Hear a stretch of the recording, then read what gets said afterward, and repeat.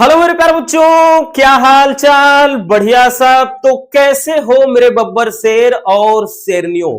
प्यारे बच्चों, आज के इस वीडियो में हम हिंदी के 7 से 8 ऐसे टॉपिक को करवाने वाले हैं जिनको अगर आपने तैयार कर लिया तो इन्हीं 7 से 8 टॉपिक के मदद से आपको 50 नंबर तक के मिल जाएंगे। अगर हमें 7 से 8 टॉपिक तैयार करके 50 नंबर तक मिल रहे हैं तो आप समझ सकते हैं कि भैया इन टॉपिक की वैल्यू क्या ही होती है। बिल्कुल बच्चों, ये 7 से 8 टॉपिक जो है आज आपको 50 नंबर देकर के जाएंगे, ठीक है ना। तो चलिए देख लेते हैं ऐसे कौन से टॉपिक होते हैं जिनको आपको भैया ज्यादा से ज्यादा समझना है, जिन पर ज्यादा से ज्यादा टाइम देना है। तो उसमें सबसे पहला आपका आ जाता है गद्यांश। कौन सा भैया? सबसे पहला जो गद्यांश, ये पूरे 10 नंबर के आएंगे, ठीक है ना। आपको मान लेते हैं जैसे बहुत सारे बच्चे होते हैं कि सर हमें तो बस ऐसा है कि अच्छे नंबर आ जाएं, लेकिन दिमाग में ये चीज होता है कि कौन कौन से ऐसे टॉपिक है जो ज्यादा नंबर देते हैं ताकि हम पहले उन्हीं को अच्छे से कर लें, ठीक। क्योंकि बहुत सारे बच्चे बहुत वीक होते हैं, उनको समझ में नहीं आता है, बस दिमाग में रहता है सर पास होना है, अच्छे नंबर लाने का हम सोच ही नहीं सकते। तो भैया पास होना बड़ी बात नहीं है, सभी हो जाते हैं, लेकिन हमारा ये कर्तव्य है कि हम आपके लिए वो चीज लाएं ताकि आप पास ही नहीं बल्कि एक अच्छे नंबर से पास हो जाएं, ठीक है ना। तो ये पहला जो टॉपिक आपका आएगा ये क्या है? 10 नंबर का। ये 10 नंबर का जो होगा गद्यांश, ठीक है। अब गद्यांश में इस तरह से एक आपका गद्यांश दिया रहेगा और इस पे आधारित आपके 5 प्रश्न दिया रहेगा और प्रत्येक जो प्रश्न होगा प्यारे बच्चों ये कितने नंबर का? 2-2 नंबर का होना है। कितने नंबर का बबुआ? तो 2-2 नंबर का दिया रहेगा, ठीक है ना। चलिए एक गद्यांश दिया है, पहले इसको अपन बहुत अच्छे तरीके से पढ़ लेते हैं। बहुत ज्यादा मतलब मुश्किल, ये यूं कह ले कि बहुत कठिन नहीं होता है। बहुत सारे बच्चे बोलते हैं कि हम बहुत मुश्किल में पढ़ जाते हैं, समझ में नहीं आता। अरे ऐसा कुछ भी नहीं है, पहले आप भैया प्रयास तो करो। दिया है कि कहते हैं दुनिया बड़ी भुलक्कड़ है और केवल उतना ही याद रखती है जितने से उसका स्वार्थ सधता है, बाकी को फेंक कर आगे बढ़ जाती है। शायद अशोक से उसका स्वार्थ नहीं सधा, क्यों उसे वह याद रखती, सारा संसार स्वार्थ का अखाड़ा ही तो है। और वैसे ये वाला इंपॉर्टेंट भी है काफी, ठीक है। ये वाला जो आपका गद्यांश है ये एक इंपॉर्टेंट गद्यांश भी है भैया, किसी ना किसी पेपर सेट में डेफिनेटली टपकेगा, याद रखना। तो यहां पे अब आपने पढ़ लिया, अब आप आ जाते हैं भैया प्रश्नों पर। प्रश्न पर आ जाएंगे तो पहला प्रश्न दे रहा है, जो पहला प्रश्न है, कह रहा है उपयुक्त गद्यांश के पाठ और लेखक का नाम लिखिए। तो यहां पर आप समझेंगे कैसे? तो यहां पर कौन सा भैया, देखिए अशोक शब्द इस्तेमाल हुआ है, तो अशोक के फूल चैप्टर से है, ठीक है भैया। तो किस चैप्टर से है? तो यहां पर कह रहा है कि गद्यांश के पाठ, तो हमको पाठ और शीर्षक बताना है। तो भैया पाठ का नाम और यहां पे लेखक का नाम, पाठ और शीर्षक एक ही होता है। 1 मिनट, इसका पाठ बताना है और लेखक लेखक बताना है, ठीक है। तो भैया पाठ का नाम क्या हो जाएगा? अशोक के फूल, अशोक के फूल, ये पाठ का नाम रहा। और इसके जो लेखक हैं वो कौन है? डॉक्टर हजारी प्रसाद द्विवेदी। तो लिख दीजिएगा हजारी प्रसाद द्विवेदी, हजारी प्रसाद द्विवेदी जी हैं। तो ये बच्चों आपको मिल गए भैया पूरे 2 नंबर। अब जो दूसरा प्रश्न आएगा कि रेखांकित अंश की व्याख्या कीजिए। अब देखिए व्याख्या में कुछ भी नहीं होता है, ठीक है ना। बहुत सारे बच्चे बोलते हैं कि सर ये रेखांकित अंश की व्याख्या में बहुत ज्यादा दिक्कत होती है। अरे ऐसा कुछ भी नहीं है बबुआ। देखिए व्याख्या में लिखना क्या है, व्याख्या में अपने शब्दों में थोड़ा मतलब बढ़ा चढ़ा कर लिख दीजिए, नहीं तो नहीं समझ में आता है। जो कुछ भी है सेम वैसा लिख दीजिए, थोड़ा परिवर्तन करना है बस। जैसे लिखा है कि कहते हैं दुनिया बड़ी भुलक्कड़ है, केवल उतना ही याद रखती है जितने से उसका स्वार्थ सधता है। तो आप लिखेंगे कि प्रस्तुत पंक्ति में लेखक कहता है कि दुनिया स्वार्थ पर ही चलती है।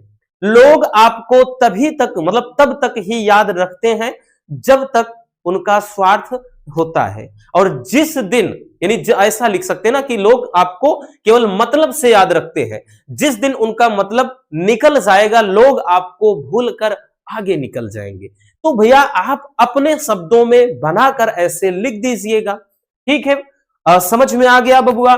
चलिए, तो यहां से अब तीसरा जो क्वेश्चन है कि अशोक को विस्मृत करने का आधार किसे माना जाए। ठीक है, विस्मृत करने का आधार किसे माना गया? तो भैया अशोक को कह रहा है कि लोग जो भूल गए हैं तो इसका आधार क्या है? तो लोगों का स्वार्थ है।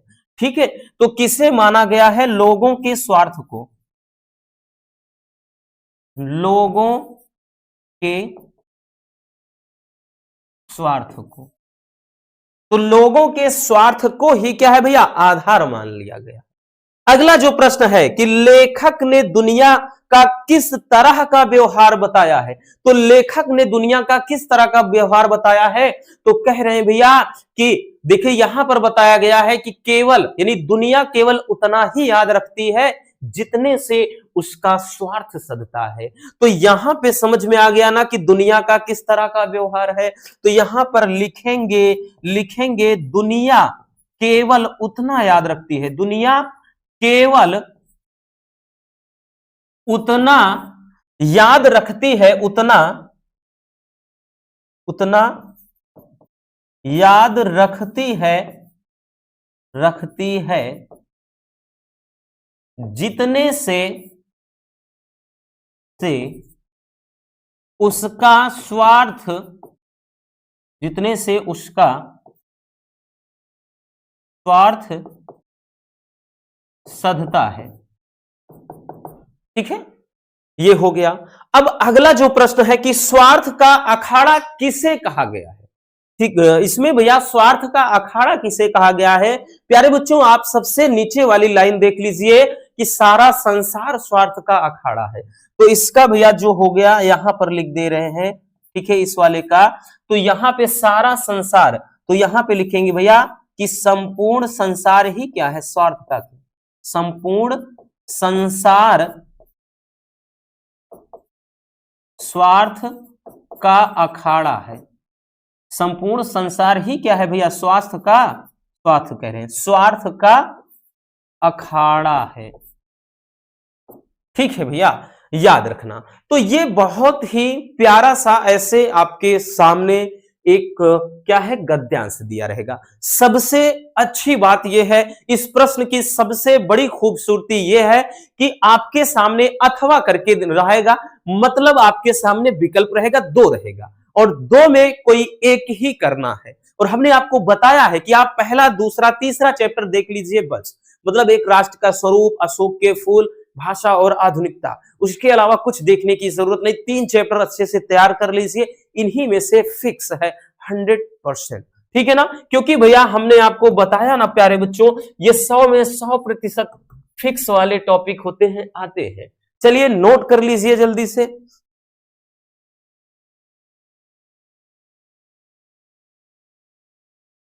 हो गया ना, चलिए आगे देखते हैं। अगला क्वेश्चन है वो है भैया आपका पद्यांश। तो भैया गद्यांश हो गया, अब पद्यांश। पद्यांश मतलब जो कविता की तरह से आएगा, और ये भी कितने नंबर का आएगा? तो ये जो पद्यांश होगा ये भी पूरे 10 नंबर का। कितने नंबर का भैया? तो पूरे के पूरे 10 नंबर में ये भी आता है। इसमें भी सेम वही रहेगा, बोलेगा दिए गए पद्यांश को पढ़िए, मतलब सावधानी पूर्वक पढ़ना रहेगा और इससे संबंधित ये प्रश्नों का उत्तर देना है।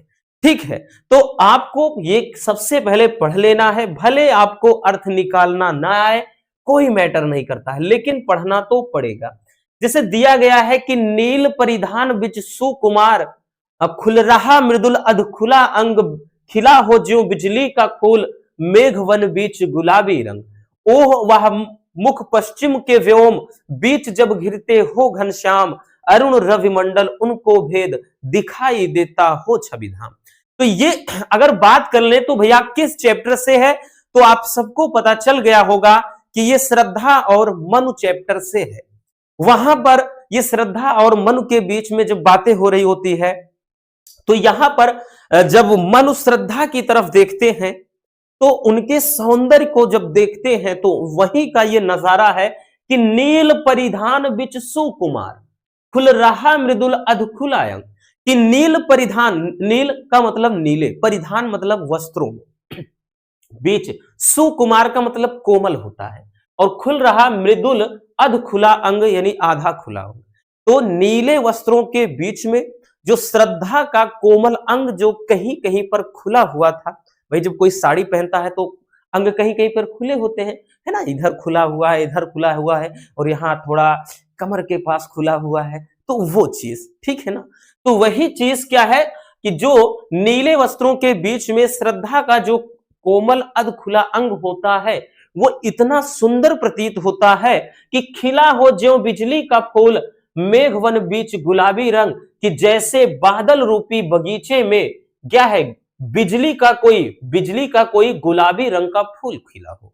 यानी नीले वस्त्रों की तुलना नीले बादलों से की गई है, गुलाबी जो बिजली की तुलना है वो उनके गुलाबी क्या है शरीर से की गई है, ठीक है ना, समझ में आ गया। चलिए आगे कह रहा है कि ओह वह मुख पश्चिम के व्योम बीच जब घिरते हो घनश्याम अरुण रव मंडल उनको भेद दिखाई देता हो छवि, और उनके मुख पे इतना तेज था, यानी इतनी सुंदरता, इतनी चमक थी, ऐसी चमक थी कि जिस तरह क्या होता है कि जब सूर्य पश्चिम की तरफ डूब रहा होता है और वहां से जो लालिमा निकल कर आती है, बादलों को भेदते हुए जो लालिमा जो चमक निकल कर आती है और चारों तरफ फैल जाती है, तो जिस तरह का वो नजारा होता है वैसा ही उनके मुख का सौंदर्य था, ठीक है। तो ये तो रहा भैया इसका अर्थ। अगर आपको नहीं निकालना आता कोई बात नहीं, 1% टेंशन लेने की जरूरत नहीं, ठीक है, फिर भी आपको पूरे 10 नंबर मिलेंगे। चलिए देखते हैं कैसे मिलेंगे। अब यहां पे भैया 5 प्रश्न है, प्रत्येक प्रश्न का हमने बताया 2 नंबर और 10 नंबर मिल गए। पहला है कि प्रस्तुत पद्यांश में पाठ का शीर्षक और कवि का नाम, ठीक है। तो भैया यहां पर आपको जो पाठ का शीर्षक मतलब जो चैप्टर का नाम है सबसे पहले वो, ठीक है, कि जो शीर्षक है, और उसके बाद यहां पे बोला जा रहा है कि कवि का नाम, ठीक, कवि का नाम। तो शीर्षक क्या है भैया, यहां पे पाठ का नाम है श्रद्धा मनु, क्या चीज, श्रद्धा मनु, श्रद्धा मनु ये चैप्टर से है। उसके बाद कवि कौन है, जयशंकर प्रसाद जी हैं, जयशंकर प्रसाद जी हैं, ठीक है, जयशंकर प्रसाद। अब आगे देखते हैं अगला प्रश्न कि कविता में किसके सौंदर्य का वर्णन किया गया है। तो भैया इस कविता में किसके सौंदर्य का, तो श्रद्धा के सौंदर्य का, है ना। तो यहां पे क्या लिखेंगे कि श्रद्धा के सौंदर्य का, श्रद्धा के सौंदर्य का, श्रद्धा के सौंदर्य का वर्णन किया गया है, ठीक है। अब अगला प्रश्न है कि बिजली के फूल से क्या तात्पर्य है। तो बिजली का फूल, अब बिजली का फूल का भी हमने बताया ना कि बिजली के फूल की तुलना श्रद्धा के कोमल शरीर से की गई है। तो यहां पे बिजली के फूल से तात्पर्य क्या है, श्रद्धा का कोमल अंग, श्रद्धा का कोमल अंग, ठीक है, कोमल अंग। उसके बाद अगला क्वेश्चन है कि रेखांकित अंश की व्याख्या करिए। इसमें जो लाइन है ग्रीन कि मेघवन बीच गुलाबी रंग, इसकी व्याख्या करना है। तो इसकी व्याख्या में आप क्या लिखेंगे भैया, रेखांकित अंश की व्याख्या में देखिए, व्याख्या में जो चीजें अभी, ठीक है, इसका जो व्याख्या में जो लिखेंगे भैया 4 नंबर में, व्याख्या में हमने बताया ना शुरू में आपको वही लिखना होता है कि प्रस्तुत पंक्ति में कवि कहता है या लेखक कहता है। जैसे गद्यांश में है तो लिखेंगे लेखक कहता है, यहां पद्यांश में है लिखेंगे कवि कहता है। तो यहां पर भाई मेघवन बीच गुलाबी रंग, तो अर्थ पूरे का निकलेगा। तो यहां पर लिखेंगे कि कवि कहता है कि जब श्रद्धा, जो सॉरी, जब मनु श्रद्धा के सौंदर्य को देखते हैं तो उनका जो शरीर होता है वो नीले वस्त्रों के बीच में इतना सुंदर प्रतीत होता है कि मानो बादल रूपी बगीचे में कोई बिजली का गुलाबी रंग का फूल खिला। बस सिंपल सी बात है। अर्थात हमने क्या बताया, हमने यही बताया ना भैया कि यहाँ पे कवि कहता है कि मनु ये कहे, भाई मनु जब देखते हैं श्रद्धा की तरफ तो यही तो होता है ना कि श्रद्धा का जो कोमल अंग होता है गुलाबी मतलब नीले वस्त्रों के बीच में, वो ऐसा प्रतीत होता है कि जैसे बादल रूपी बगीचे में गुलाबी रंग का कोई बिजली का फूल खिला हो। बस हो गया भैया, ये चीज किसमें व्याख्या में लिखा जाता है। ठीक है, मतलब इसकी व्याख्या हो गया। अब अगला प्रश्न है कि परिधान और छविधाम शब्द का क्या अर्थ होगा।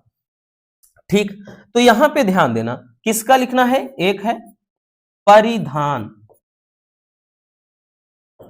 और उसके बाद दूसरा है छविधाम। छविधाम, तो देखिए परिधान का मतलब होता है भैया वस्त्र। ठीक है, छविधाम का मतलब होता है सुंदरता का घर, ठीक, या सौंदर्य का घर। सौंदर्य का घर, सौंदर्य का घर होता है, ठीक है ना, या सुंदरता का घर कह लें।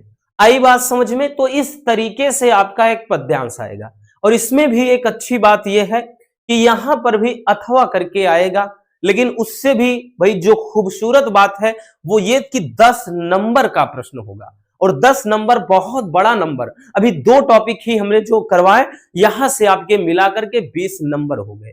ठीक है ना, चलिए नोट कर लीजिए जल्दी से।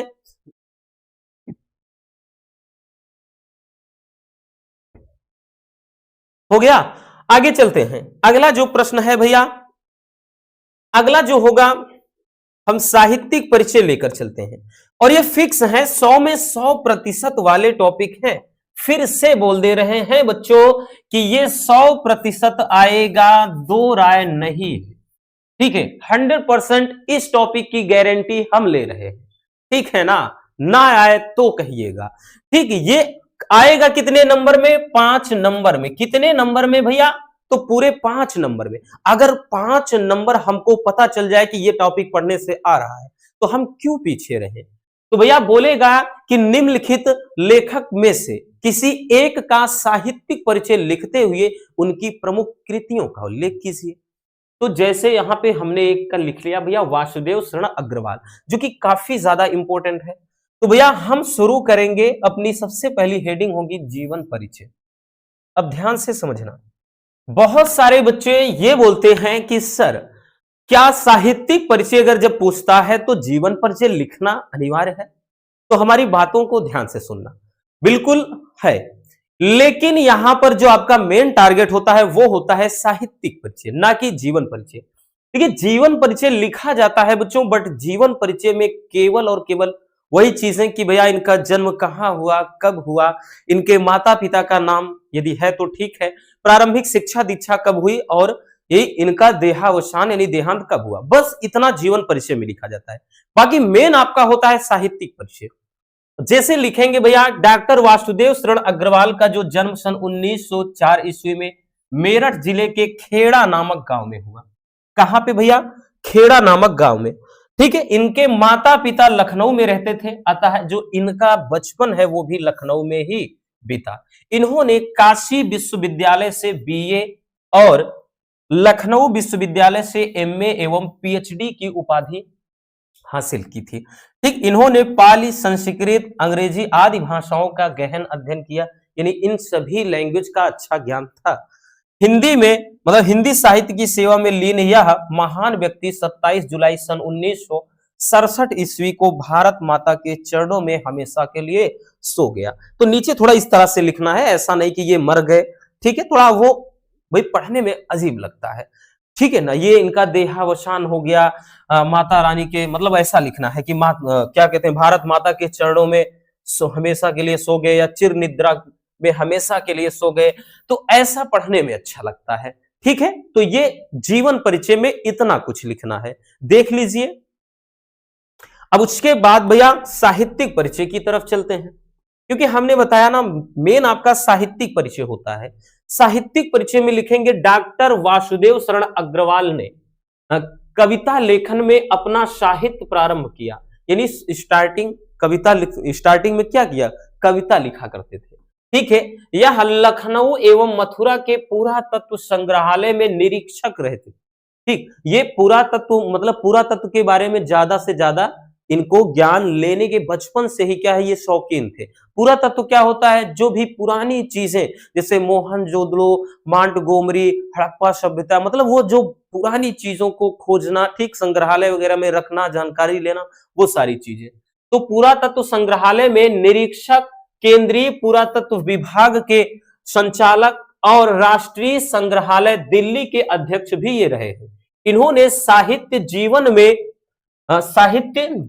साहित्य के साथ साथ पुरातत्व को भी अपने अध्ययन का एक विषय बना लिया। यानी पुरातत्व को भी अपना एक हिस्सा मान लिया सब्जेक्ट का। ये भाषा और साहित्य के प्रकांड विद्वान थे तथा बाद में इन्होंने मुख्य रूप से पुरातत्व को ही अपना विषय बनाया। इनकी भाषा शुद्ध खड़ी बोली है। इन्होंने अपनी भाषा में अनेक देशज शब्दों का भी प्रयोग किया है। ये केवल एक गद्य लेखक ही नहीं बल्कि एक काव्य प्रेमी थे, यानी कविता भी लिखा करते थे।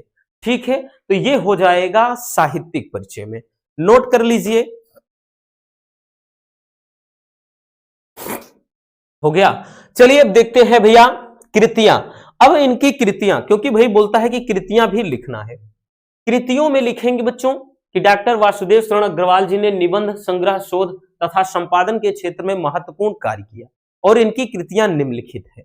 अब जैसे निबंध है तो निबंध में भैया, निबंध संग्रह में निबंध कौन, कल्प वृक्ष, कल्पलता, पृथ्वीपुत्र, वाग्धारा, वेद विद्या आदि। फिर शोध ग्रंथ इन्होंने लिखा जिसमें पाणिनिकालीन भारत। उसके बाद संपादन किया तो पद्मावत हर्षचरित का। ठीक है, इस तरह से। लेकिन एक चीज को ध्यान देना भैया, एक बात, जैसे मान लेते हैं कि आपको ये नहीं पता कि इनकी कौन सा भैया, इनका कौन सा निबंध है, संपादन क्या है, तो आप कुछ मत करिएगा, केवल ऐसे हेडिंग बना लीजिएगा कृतियां।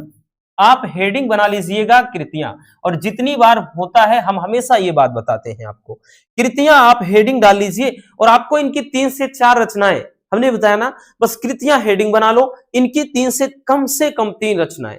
ठीक है ना, बाकी 4 तो लिख दीजिए। अच्छा, तो जो भी इनकी रचनाएं हैं नंबरिंग करके ऐसे लिख दो। जैसे हो गया भैया कल्प वृक्ष, ठीक है, उसके बाद दूसरा हो गया कल्पलता, कल्पलता, उसके बाद तीसरा हो गया भैया जैसे हो गया पद्मावत, ठीक, पद्मावत, इस तरह से, मतलब 3 से 4, और चौथा कोई है, ऐसे लिख दीजिए। नहीं याद इस तरह से कि कौन सा निबंध, कौन सा कहानी, कौन सा, मतलब कुछ नहीं पता, तो बस डायरेक्टली आप कृतियां हेडिंग बनाओ और 3 से 4 इनकी कृतियां प्रमुख जो आपको याद है, चाहे वो मिलाकर, चाहे कहानी, निबंध, चाहे जो हो, ठीक है, सभी मिला जुला कर आपको 3 से 4 याद है, वो लिख दीजिए। इससे आपका भी टेंशन खत्म हो जाएगा कि कौन निबंध है, कौन कहानी है, ठीक है, कौन इनका साहित्य मतलब क्या कहते हैं संपादन है, ठीक, सब कुछ खत्म। चलिए आई बात समझ में, इसको भी नोट कर लीजिए।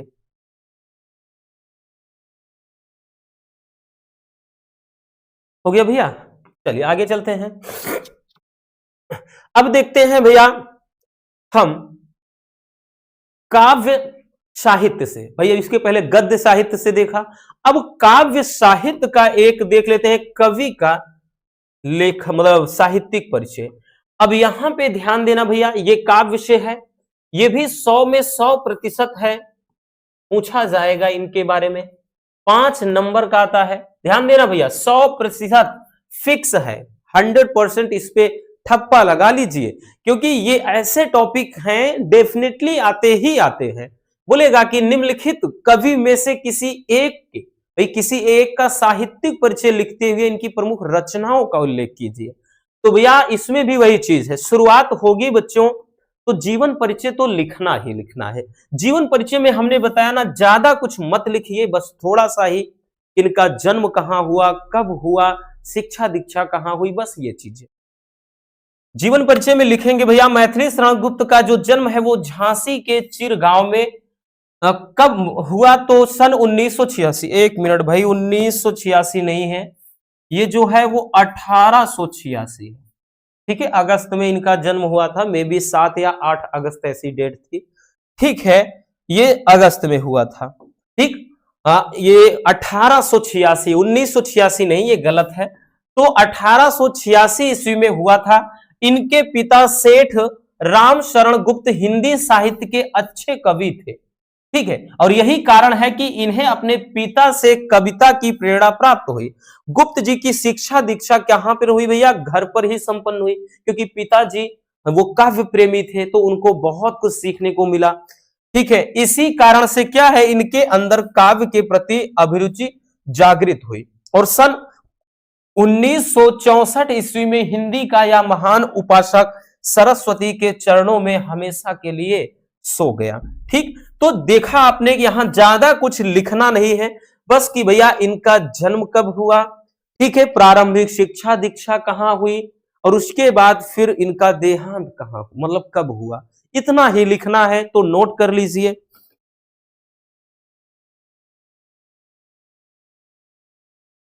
हो गया ना? अब चलिए चलते हैं, अब देखते हैं साहित्यिक परिचय। देखिए, सब कुछ साहित्यिक परिचय होता है प्रमुख, तो साहित्यिक परिचय में थोड़ा हमने बताया ना, ज्यादा लिखना होता है। साहित्यिक परिचय में देखिए लिखेंगे कि मैथिली शरण गुप्त जी में बाल्यावस्था से ही क्या है, काव्यात्मक प्रवृत्ति विद्यमान थी। यानी बचपन से ही इनके अंदर काव्य के प्रति बहुत ज्यादा रुचि थी। ठीक है, और यह एक युग पुरुष, मतलब यह एक युग पुरुष के रूप में हिंदी में अवतरित हुए। इन्होंने हिंदी को अपनी प्रतिभा के स्पर्श से जो संजीवनी शक्ति प्रदान की, उसी के फल स्वरूप यह लोगों के प्रिय कवि बन गए। और गुप्त जी राष्ट्र प्रेमी थे। ठीक है, ये सबसे ज्यादा राष्ट्र, मतलब राष्ट्र के प्रति इनका प्रेम था, और ज्यादा से ज्यादा रचनाएं भी राष्ट्र के प्रति थी इनकी। ठीक है, इनकी रचनाओं में राष्ट्र प्रेम कूट कूट कर भरा है। इसी कारण से इनको हिंदी साहित्य के विद्वानों ने राष्ट्र कवि की उपाधि से विभूषित किया। अभी हमने बताया ना कि भैया इनके अंदर राष्ट्र प्रेम की कुछ ज्यादा ही भावना थी, ज्यादा ही भक्ति थी। और इनकी पहली पुस्तक जो थी वो रंग में भंग थी। ठीक है, लेकिन इनकी जो पुस्तक भारत भारती थी, इन्हें राष्ट्र कवि के रूप में प्रसिद्ध किया। यानी पहली किताब जो थी रंग में भंग, जैसा नाम था काम भी वैसा हो गया, वो चली नहीं। लेकिन जब इन्होंने अपनी दूसरी किताब भारत भारती का संचालन किया, भारत भारती को निकाला, तब जाकर उसी किताब से ये राष्ट्र कवि के रूप में प्रसिद्ध हो गए। इन्हें द्विवेदी युग का सबसे अधिक लोकप्रिय कवि माना जाता है, और ये समाज सुधार पर अत्यधिक बल देते थे। ठीक है, समाज सुधार पर ये ज्यादा से ज्यादा बल देते थे। अब इनकी हेडिंग बनाएंगे भैया प्रमुख कृतियां। अब इनकी देखिए कृतियों में हेडिंग जब हम बनाएंगे तो लिखेंगे भाई, यहां पे देखिए इनकी जो कृतियां हैं वो दो तरह की, एक मौलिक रचनाएं, दूसरा अनुदित रचनाएं।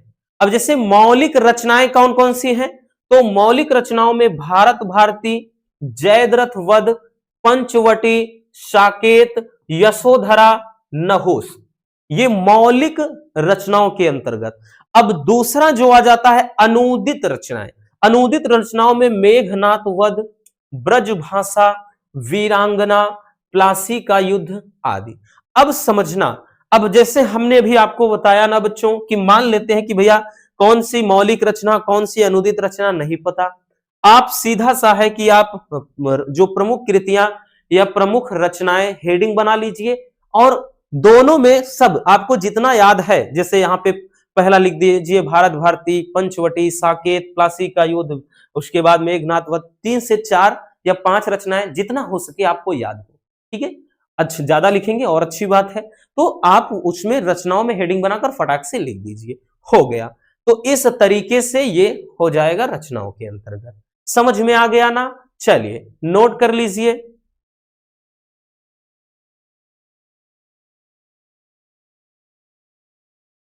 आगे देखते हैं, अगला जो टॉपिक होगा भैया वो होगा आपका पत्र लेखन का। किसका बच्चों? पत्र लेखन का। और ये जो पत्र लेखन वाला टॉपिक होता है, ये जो पत्र लेखन वाला टॉपिक होता है भैया, ये पूरे के पूरे कितने नंबर देकर जाता है? तो ये देकर जाएगा 6 नंबर, 6 नंबर का, ये 6 नंबर का टॉपिक होता है। और ये सारे टॉपिक ऐसे हैं, ध्यान देना भैया, ये ऐसे होते हैं, हमने बताया ना अभी कि ये 100 में 100% वाले फिक्स है, क्योंकि यहां से अथवा करके आता है, आएगा 100% फिक्स है, कोई दो राय नहीं है। ठीक है ना, कभी कभार संभावना हो जाए कि वो टॉपिक नहीं दिखता, नहीं तो 2 से 3 टॉपिक पकड़ लीजिए, वही आता रहता है, अथवा में तो चलता ही है। ठीक है, चलिए देखते हैं यहां पर जो टॉपिक है वो क्या है कि बैंक में खाता खोलने के लिए बैंक प्रबंधक को एक प्रार्थना पत्र। इसके पहले हमने बहुत सारे और भी पत्र करवा चुके हैं, आज फिर से एक नया पत्र लेकर आए हैं कि बैंक में खाता खोलने के लिए, ठीक है, शाखा मतलब बैंक के शाखा प्रबंधक को आपको क्या है, एक पत्र लिख देना है। शुरुआत कैसे करेंगे और तरीका क्या होता है लिखने का, यही सबसे ज्यादा इंपॉर्टेंट है, क्योंकि अगर आपको वही नहीं पता तो भैया 7 भले ही 6 नंबर का आता है, आपको 5 नंबर भी 5 क्या कहते हैं 5 छोड़ो तो आपको 2 से 3 नंबर भी नहीं मिलेगा, 6 तो बहुत बड़ी बात है। ठीक है, अगर तरीका सही रहेगा तो पूरे नंबर मिलेंगे, 1 नंबर नहीं कटेगा।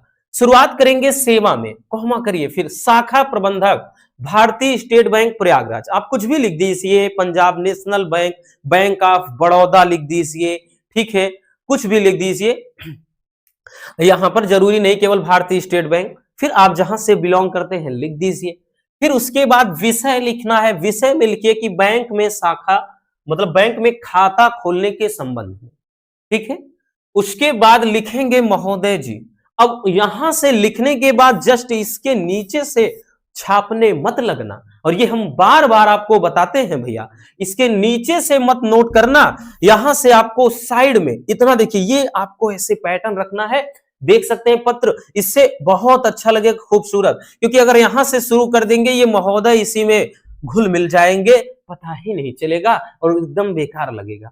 लिखेंगे सविनय निवेदन है कि मैं प्रार्थी का खागा प्रयागराज का निवासी हूं, मैं आपके बैंक में अपना खाता खुलवाना चाहता हूं, जिससे मैं क्या है छात्रवृत्ति का लाभ प्राप्त कर सकूं, क्योंकि किसी भी बैंक में खाता ना होने के कारण मैं अभी तक यह लाभ नहीं प्राप्त कर पा रहा हूं, मतलब जो स्कूल से मुझे स्कॉलरशिप मिलना चाहिए वो नहीं मिल पा रहा है। ठीक है, मैंने खाता खुलवाने हेतु यानी खाता खुलवाने के संबंध में जो भी जरूरी कागजात होता है, जैसे कि आधार कार्ड, पैन कार्ड, ठीक है, वो आवेदन पत्र में संलग्न कर दिया है, यानी उसी में लगा दिया है, जोड़ दिया है। ठीक, फिर एक नई फ्रेश लाइन से लिखेंगे, अतः आपसे निवेदन है या विनती है कि आपके बैंक में मेरा नया खाता खोलने की महान कृपा करें, मैं मतलब इसके लिए मैं सदा आपका आभारी रहूंगा। यहां पे लिखेंगे प्रार्थी का खागा लिख दीजिएगा, यहां फिर दिनांक में आप कोई डेट, बट एकदम एक्चुअल रियल वाली डेट मत लिखिएगा भैया, याद रखना, यहाँ पे कोई भी डेट लिख दीजिएगा। ठीक है, ये हो जाता है एक पत्र का फॉर्मेट। क्वेश्चन एकदम बताया ना, सॉलिड है, फिक्स है, नोट कर लीजिए।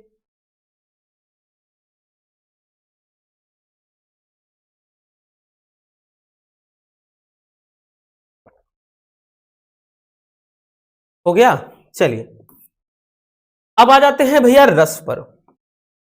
रस में आ जाते हैं, जो रस वाला टॉपिक है ये भी फिक्स होता है। ठीक है, टॉपिक हम वही ज्यादा आज लॉन्ग वाले सारे लेकर चल रहे हैं, जहां से एकदम डेफिनेटली 100% श्योर है, क्योंकि ये टॉपिक हम पूरा भैया दावे के साथ सीना ठोक कर बोल रहे हैं कि 100% आएगा, एकदम फिक्स है। ठीक है, एकदम ताला लगा लो, क्योंकि रस छंद अलंकार मिलाकर आपका ये कितने नंबर का आएगा, 6 नंबर का, और 6 नंबर बहुत बड़ा नंबर होता है। ठीक है, 2 नंबर का रस, 2 नंबर का छंद, 2 नंबर का अलंकार, और वैसे ज्यादा कुछ रटना है नहीं। अगर वही हमें पता चल जाए कि 2-2 नंबर का है और आना यही है, तो हमारे लिए इससे अच्छी बात क्या है।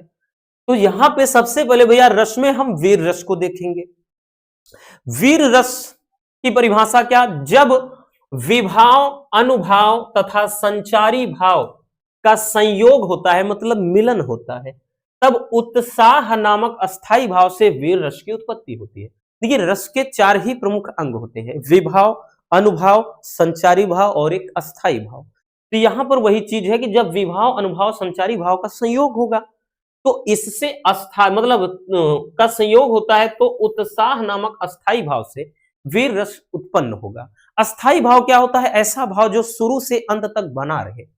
ठीक है, तो इसीलिए जैसे ये अस्थाई भाव उत्साह हो जाता है। उत्साह जैसे वीर, कोई आप ऐसी मूवी देखो जो देश के प्रति चल रही है। ठीक, अभी जैसे लेटेस्ट मूवी आई है बॉर्डर 2। ठीक, तुम जहां से घुसकर मारोगे है नहीं, हर एक मतलब हर एक दिशा में आपको एक क्या कहते हैं, ऐसा कुछ था ना कि तुमको एक हिंदुस्तानी मिलेगा। अभी तो हमने पूरी मूवी भी नहीं देखी है, प्लान कुछ अलग है कि थिएटर में देखेंगे, बट इधर बच्चों का एग्जाम। तो यहाँ पे क्या है, उसमें अगर आप देखो, या कोई भाई माँ तुझे सलाम हो गया, उसके बाद बॉर्डर हो गया, ठीक है, तिरंगा मूवी हो गया, तो मतलब सारी ऐसी मूवीज जिनमें देशभक्ति की भावना हो, तो जब आप देखोगे तो आपके अंदर शुरू से अंत तक वो क्या होगी, जो फीलिंग्स होगी वो देश प्रेम की होगी, जोश और जुनून होगा, एक उत्साह होगा कि मैं भी, दुश्मन अगर सामने आ जाए तो मैं भी उसका क्या है, तहस नहस कर दूंगा, सत्यानाश कर दूंगा। तो आपके अंदर एक उत्साह रहेगा। ठीक है, तो वही चीज होता है, शुरू से अंत तक ये आपके अंदर फीलिंग्स बनी रहेगी। ठीक है, तो यहां पर अब देखिए, कोई भी हो जाए, कोई भी रस हो, रस इसकी बात नहीं हो रही वीर रस की, अब यहां पर कोई भी रस आ जाए तो केवल परिभाषा में अंतर जो होगा, यहां पर जो अस्थाई भाव है वही बदल जाएगा, बाकी परिभाषा सभी में सेम रहेगी। अभी आगे भी देखेंगे। अब जैसे एक उदाहरण हमने देखा, यहां पे उदाहरण है कि जो तनिक हवा से बाग हिली, लेकर सवार उड़ जाता था, राणा की पुतली हिली नहीं, तब तक चेतक मुड़ जाता था। ठीक है, मतलब यहां पे चेतक घोड़े के बारे में है कि भाई उनका जो घोड़ा था इतना ज्यादा तेज था कि हवा से बातें करता था। ठीक है, पलक मतलब झपकते ही वो बहुत तेजी से घूम जाता था एकदम। वही चीज फिर उसके बाद यहां दूसरा है कि बुंदेले हर बोलों के मुंह, हमने सुनी कहानी थी, और खूब लड़ी मर्दानी, वो तो झांसी वाली रानी थी। तो ये भी वीर रस का है। इसी तरह हमने आपको एक तिरंगा मूवी का एक सॉन्ग बताया था ना, कि जैसे कि है उसमें ना कि हमको जो करना है हम तो करके ही जाएंगे, आने वाले फिर आकर मौसम नया बनाएंगे। ठीक, और ऐसा कोई सॉन्ग है, तो वहां पर भी आप वो लिख सकते हो। तो ये क्या हो जाएगा, वीर रस का। ठीक, चलिए नोट कर लीजिए भैया। अब वीर रस हो गया। अगला जो रस हम देख लेते हैं वो हास्य रस।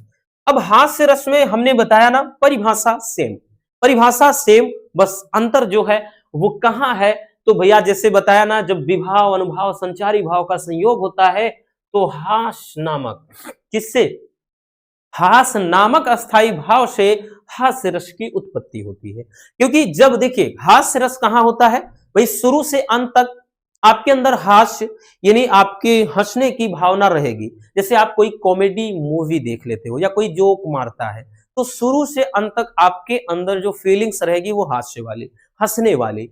ठीक है, किसी के रंग रूप को देख करके, जैसे भाई मूवी अगर देख लिया जाए, ठीक है, गोलमाल हो गया, उसके बाद हेरा फेरी, फिर हेरा फेरी, इस तरह के है ना, धमाल मूवी हो गया, तो उनमें भाई पूरा पहनावा ही क्या हो जाता है, कहीं ना कहीं एक अजीब तरीके का रहता है, बोलचाल की भाषा, चलने का ढंग, तो उसको देख करके ही हंसी आ जाती है आदमी की।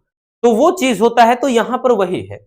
जैसे यहां एग्जाम्पल अब आपके सामने कि हाथी जैसी देह और गैंडे जैसी खाल, और तरबूजे सी खोपड़ी, खरबूजे से गाल। अब अगर इमेजिन करो कि किसी का शरीर एकदम हाथी जैसा फूला हो, हाथी जैसा उसका देह हो, और गैंडे जैसी उसकी एकदम मजबूत खाल हो, कितना भी मारो फर्क नहीं। उसके बाद तरबूजे से खोपड़ी, तरबूजे की तरह खोपड़ी हो, और खरबूजे से गाल, यूं बड़े बड़े खरबूजे की तरह ऐसे गाल निकले हो, तो सोचो, इमेजिन करो वो कैसा सामने से दिखता होगा। तो वही चीज है। जैसे दूसरा, अब सिर पर गंगा हंसे, भुजन में भुजंगा हंसे, और हास ही को दंगा भयो नंगा के विवाह में।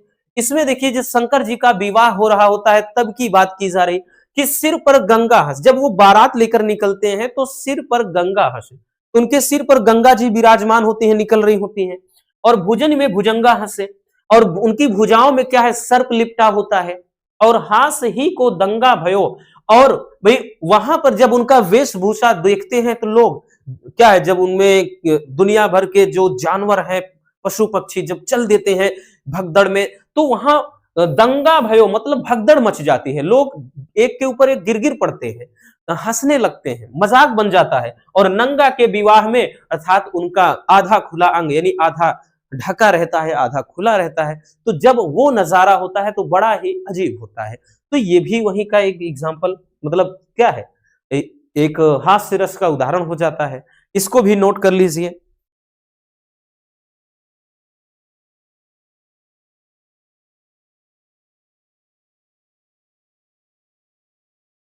हो गया भैया, चलिए आगे देखते हैं। अब देखिए छंद, छंद को हम देख लेते हैं। देखिए छंद में आपको भाई दो ही छंद देख लीजिए, तीसरा तो देखना नहीं। और ये भी बताया ना कि 100 में 100% आएगा, 100 में 100% लिख कर रख लो बबुआ, आएगा, कोई दो राय नहीं है, ठीक है, फिक्स है टॉपिक। जैसे देखिए चौपाई, चौपाई छंद क्या होता है, यह एक सममात्रिक छंद है। कैसा है, सममात्रिक यानी मात्राएं बराबर रहेंगी। इसमें 4 चरण होते हैं और प्रत्येक चरण में 16 मात्राएं होती है, और चरण के अंत में जगण अथवा तगण होने से इनका सौंदर्य नष्ट हो जाता है। और जो इनकी यति होती है, इनमें क्या है, इनका भैया उच्चारण एक जैसा होता है, ठीक, यानी जहां विराम होगा।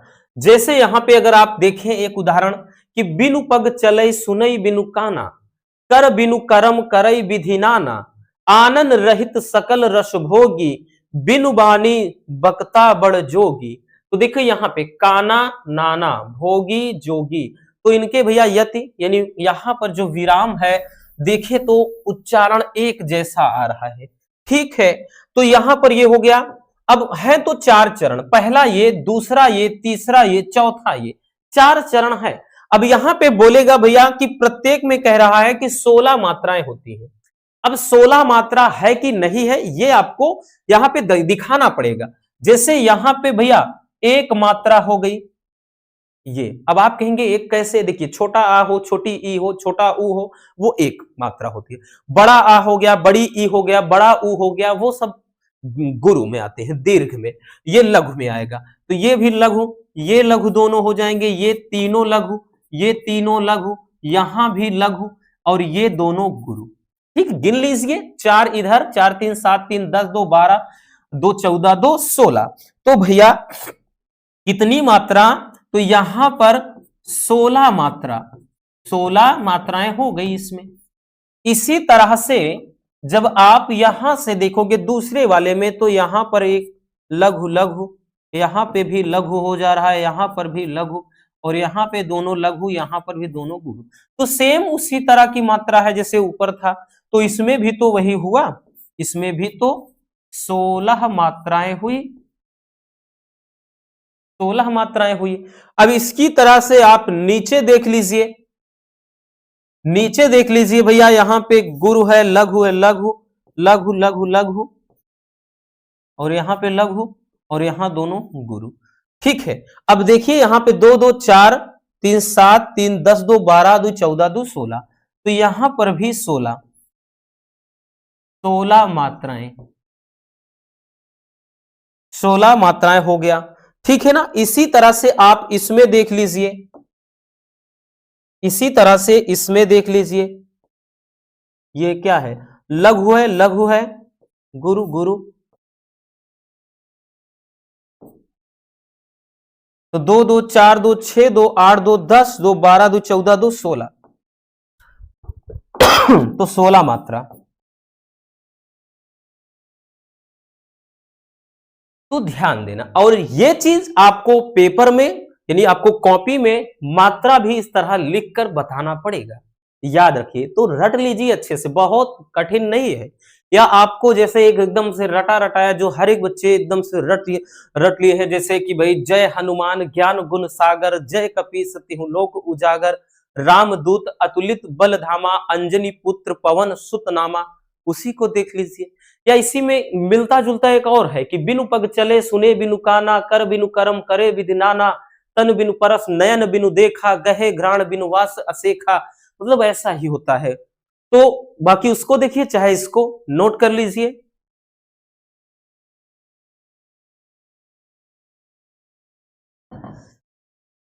हो गया, चलिए आगे देखते हैं भैया। ये तो चौपाई रहा। अब दोहा, अब आ जाता है दोहा की बात। अब देखिए दोहा क्या है, तो दोहा में बात कर ले, यह एक अर्ध सम्मात्रिक छंद है और इसमें भी 4 ही चरण होते हैं, लेकिन इसमें क्या होता है, पहले और तीसरे चरण में 13-13 मात्राएं और दूसरे तथा चौथे चरण में 11-11 मात्राएं होती हैं और इनके तुक मिलते जुलते हैं। ठीक है, जैसे यहां पर वही चीज है, होई सोई होई जैसे। अब देखिए पहला चरण ये, दूसरा चरण ये, तीसरा चरण ये, चौथा चरण ये, है ना, ये कॉमा लग करके अर्घ, 4 चरण बन रहे हैं। अब यहां पे क्या बोल रहा है, जरा आप गौर फरमाइए। बोल रहा है कि पहले और तीसरे में 13-13, ये पहला है, ये दूसरा है, ये तीसरा, तो इसमें और इसमें कह रहा है 13-13 मात्राएं। देख लेते हैं, ये गुरु है, लघु है, ये गुरु, ये लघु लघु, और ये गुरु, ये गुरु, और ये लघु, ये गुरु। ठीक है, तो कितनी मात्रा हो गई भैया, 2 1 3 2 5 2 7 2 10 2 12 1 13। हाँ, 13 मात्रा इसमें होगी। कितनी, 13 मात्रा।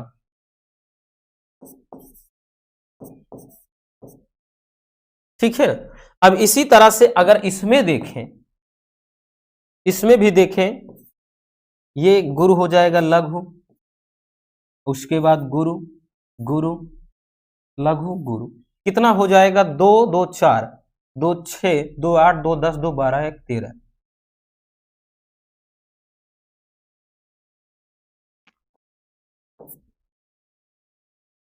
तो हो जाएगा भैया 13 मात्रा। तो इसमें दोनों में 13-13।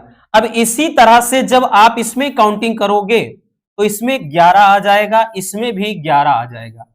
हमारे कहने का मतलब हम आपको इस तरह से बता दे रहे हैं और ये काम आपको पेपर में करना है, मतलब आपको कॉपी में इस तरह से मात्रा भी दर्शा के दिखाना पड़ेगा। ऐसा नहीं कि बस उदाहरण लिख दो बस कि मेरी भव बाधा हरो राधा नागरिक सोय, अज्जा तन की झाई परे श्याम हरिद्युति होय। ठीक है, तो ये उदाहरण है। अब बाकी उदाहरण तो बहुत सारे दोहा हैं, चाहे जो आप दोहा लिख दो। चलिए नोट कर लीजिए इसको।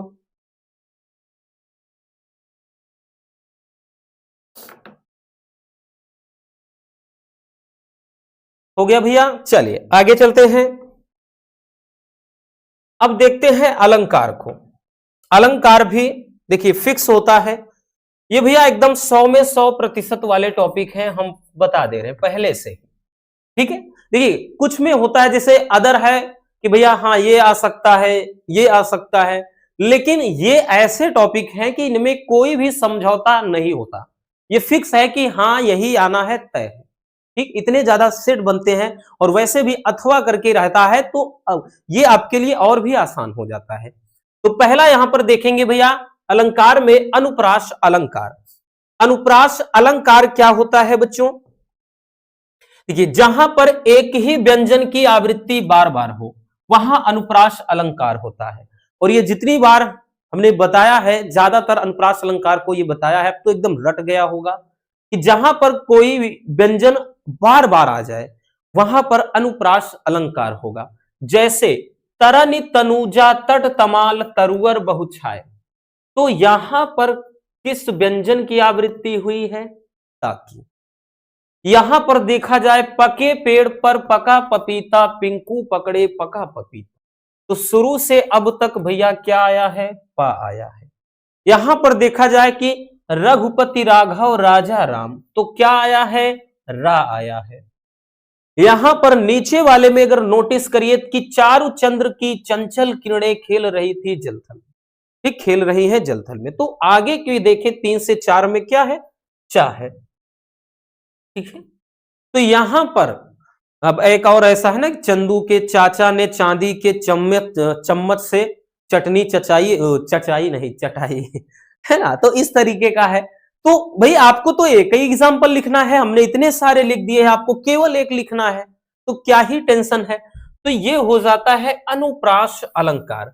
ठीक है, क्या हो जाता है भैया, अनुप्रास अलंकार। चलिए जल्दी से स्क्रीनशॉट कर लीजिए।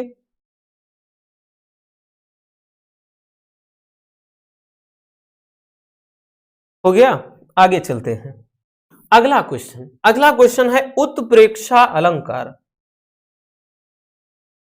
उत्प्रेक्षा अलंकार, देखिए उत्प्रेक्षा अलंकार में क्या होता है, यह भी काफी इंपॉर्टेंट है। उत्प्रेक्षा अलंकार में बहुत आसान तरीके से आप पहचान सकते हैं, कैसे, चलिए समझते हैं। देखिए कह रहा जहां पर उपमेय में उपमान की भिन्नता जानते हुए भी क्या है, उपमेय में उपमान की संभावना की जाए, वहां पर उपमा मतलब उत्प्रेक्षा अलंकार होता है। यानी सीधी सी बात, जहां उपमेय में उपमान की संभावना प्रकट की जाए, क्या चीज, संभावना। अब उपमेय क्या है, जिसकी तुलना की जाए, और उपमान क्या है, जिससे तुलना की जाए। जैसे भैया अगर हम तुलना, जैसे यहां पर हम खड़े हैं और वो कोई व्यक्ति सामने है, तो हमारी तुलना की जाए तो हम उपमेय हैं, और जिस उस व्यक्ति से की जा रही है तो वो क्या है, उपमान है। ठीक है, तो उपमेय यानी जिसकी तुलना की जाए, जिससे तुलना की जाए वो उपमान। तो यहां पर अब पहचानेंगे कैसे, इनके जो वाचक शब्द होते हैं, मनु, मानो, जनु, जानो, मनहु, जनहु, ये सारे वाचक शब्द हैं। तो इनमें सब ये वाचक शब्द आते हैं, ठीक है ना, ये वाचक, इन्हीं से पहचाना जाता है कि ये उत्प्रेक्षा अलंकार है। ठीक है, जैसे कि पुलक प्रकट करती है धरती हरित तृणों के नोकों से, और मानो झूम रहे हो तरु भी मंद पवन को के झोंकों से। तो भैया ये इसका उदाहरण हो गया। अब उत्प्रेक्षा अलंकार में दूसरा उदाहरण, उस काल मारे क्रोध के तन कांपने उसका लगा, और मानो हवा के वेग से सोता हुआ सागर जगा। तो देखिए दोनों में मानो शब्द आए हैं, तो यहां से भी पता चल जाएगा कि ये क्या है, उत्प्रेक्षा अलंकार है। ठीक है ना, जो कि बहुत सिंपल है, कुछ भी दिक्कत नहीं है। इसके पहले हमने यमक वाला भी बताया है, श्लेष वाला भी बताया है, तो आज उत्प्रेक्षा को देख लीजिए, नोट कर लीजिए।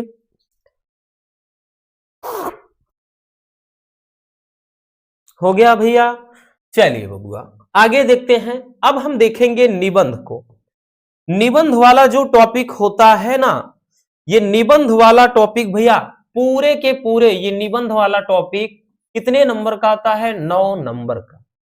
ठीक है, 9 नंबर एक बहुत बड़ा नंबर, और यहां से भी टॉपिक फिक्स है, 100 में 100% तय है, एकदम फिक्स होता है। लिख कर रख लीजिए भैया, आपको बाहर भटकने की जरूरत नहीं है। इसमें कुछ महत्वपूर्ण निबंध में, जैसे नई शिक्षा नीति 2020 और अनुशासन का महत्व, पर्यावरण प्रदूषण को लेकर, भारतीय किसान समस्या व समाधान, ये तो कुछ ज्यादा ही इंपॉर्टेंट है।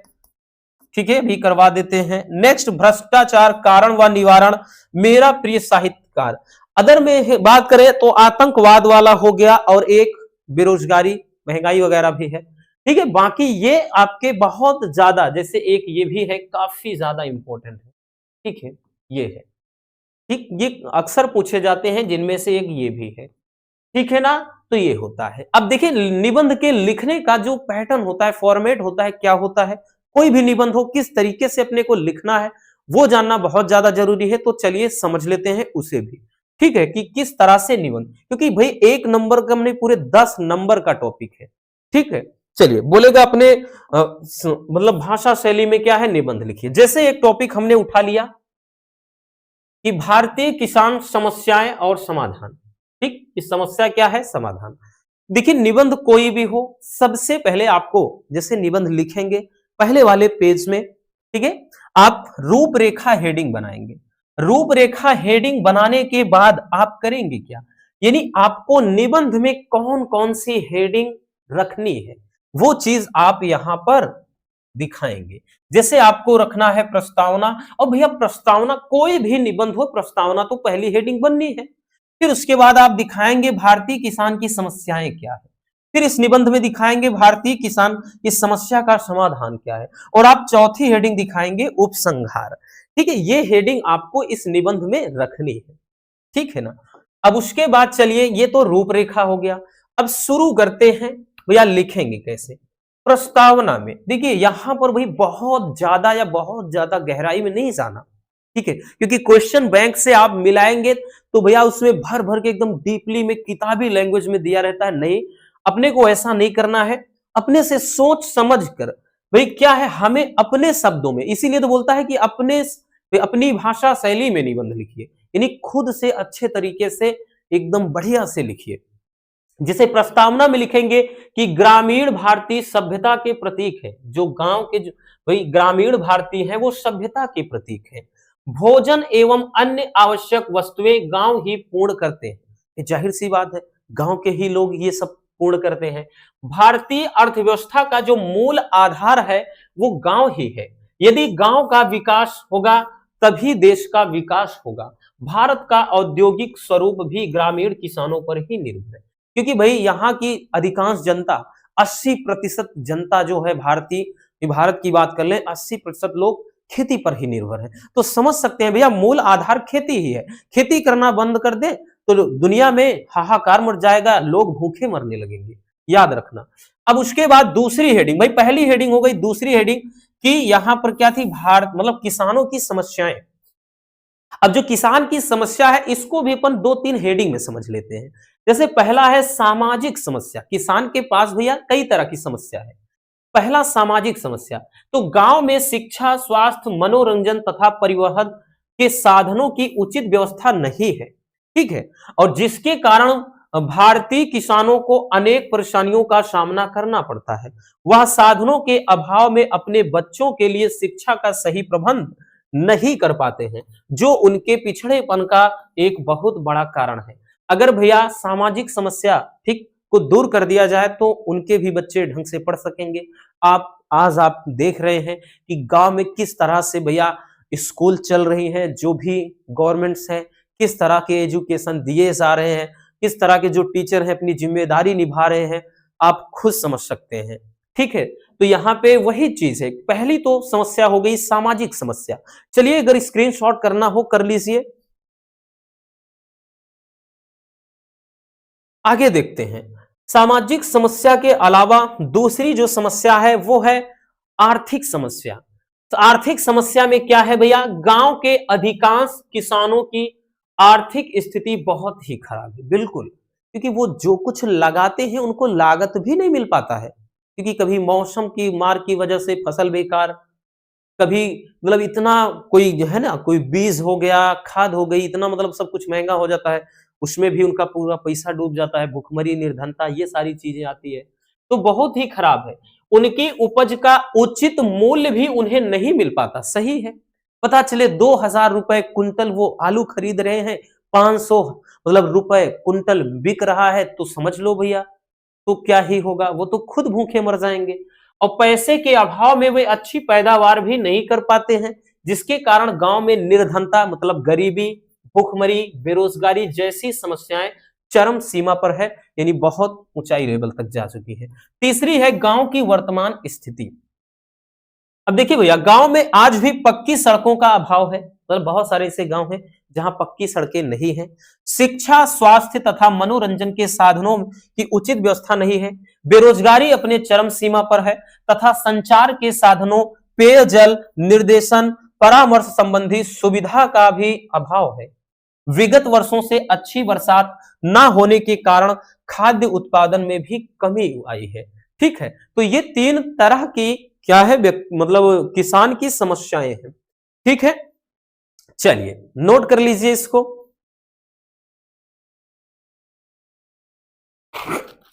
हो गया भैया। चलिए अब देख लेते हैं समस्याओं का समाधान।